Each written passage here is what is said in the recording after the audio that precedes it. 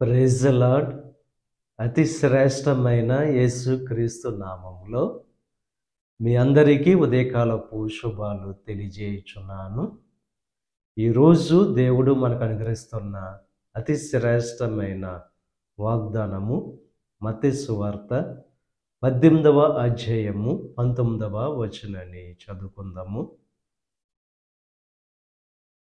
మీలో ఇద్దరు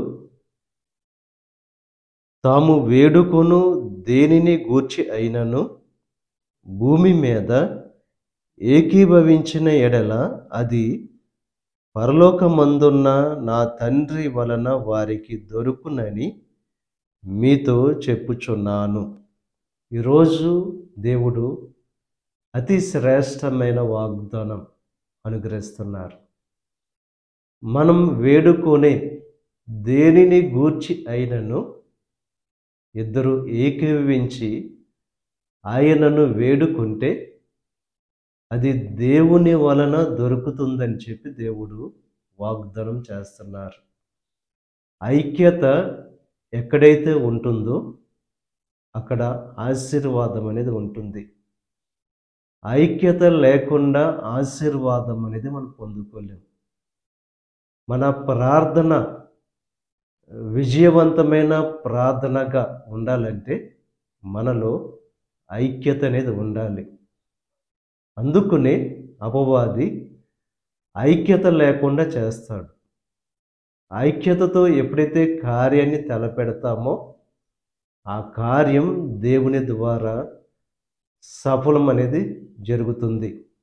గిద్యోను 300 మందితో గొప్ప సైన్యముతో యుద్ధం చేసి గెలవడానికి గల కారణం 300 మంది కూడా ఒకే మనసుతో ఉన్నారు కనుక దేవుని యొక్క వాక్యం మన పరిశీలన చేసినట్లయితే ఎక్కడైతే ఐక్యత ఉంటుందో అక్కడ ఆశీర్వాదం, శాశ్వత జీవం అనేది ఉంటుంది. కనుక ప్రార్థన చేసేటప్పుడు ఒకే మనసుతో ప్రార్థన చేసి దేవునితో ఏకీభవించి ఆయన చిత్తానుసారముగా మనం ఏది అడిగినా ఆయన మనకు అనుగ్రహిస్తారు. కనుక ఆ రీతిగా దేవుని మీద విశ్వాసంతో నమ్మకంతో ప్రార్థించి దేవుని ద్వారా పొందుకోవలసిందిగా ప్రభు పేరట మేము కోరుచున్నాను. దేవుడు మిమ్మల్ని దీవించి ఆశీర్వదించి ఈరోజు ప్రార్థన ద్వారా ఏదైతే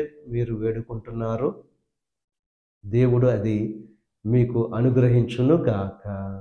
ఆమేన్. ప్రార్థన చేసుకుందాం. పరిశుద్ధుడా, మహోన్నతుడా, సర్వశక్తిమంతుడైన యేసయ్య, ఈ ఉదయకాల సమయంలో నువ్వు అనుగ్రహించిన అతి శ్రేష్టమైన వాగ్దానం బట్టి నీకు స్తుతులు చెల్లిస్తున్నాం. ఇద్దరు ఏకీభవించి వేడుకుంటే అది నీ వలన దొరుకుతుందని చెప్పి ఈరోజు వాగ్దానం చేసావు. ఐక్యత అంటే నీకు ఇష్టం కనుక దేవా, నీతో ఏకీభవించి విశ్వాసంతో ప్రార్థిస్తే నువ్వు అనుగ్రహిస్తని చెప్పి వాగ్దానం చేసావు. నువ్వు నమ్మదగిన దేవుడవు.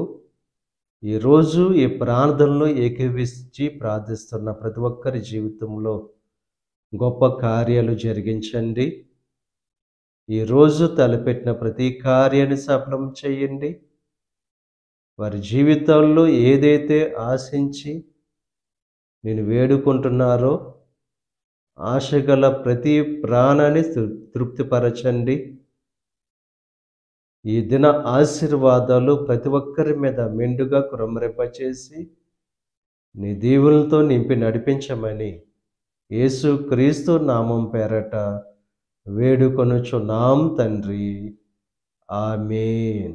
తండ్రి, కుమార, పరిశుద్ధాత్మ త్రియేక దేవుని యొక్క కృప సదాకాలం మనకు తోడై ఉండి దేవుని యొక్క దీవెనలు ఆశీర్వాదాలతో నింపి నడిపించును గాక. ఆమేన్.